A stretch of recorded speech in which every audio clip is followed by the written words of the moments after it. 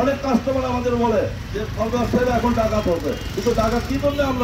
আমরা নিজেদের জন্য ডাকাতি বলি। সরকার আমাদের ডিউটি বাড়িয়ে আমাদের ডাকাত সাজিয়েছে।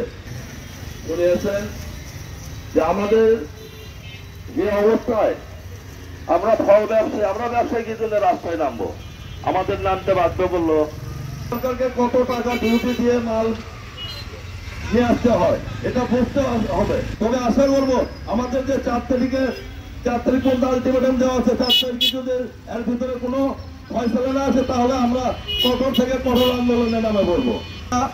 আমাদের এমন পর্যায়ে চলে আসছি যে আমাদের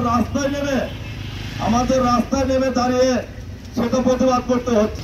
আমাদের কিছু বলা ছিল না, সরকার যেভাবে নেমে দাঁড়িয়েছে আমরা প্রতিবাদ করছে। সামনের রমজান মাস আমাদের, যেহেতু আমাদের গরিব দেশ, এ দেশে সবাই যাবে এক পিস খেজুরতে ইফতার করতে, সে ব্যবস্থাও তারা এমন ভাবে করতেছে যে সে গরিব লোক।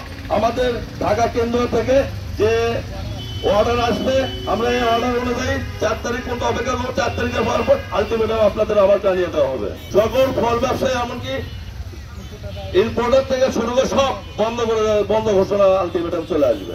এই আলটিমেটাম আসা মাত্রই আমরা আবার সেই আলটিমেটাম পালন করার জন্য আমরা প্রস্তুত আছি। আমাদের কেন্দ্র থেকে যে আলটিমেটাম আসবে সেই আলটিমেটাম আমরা পালন করব।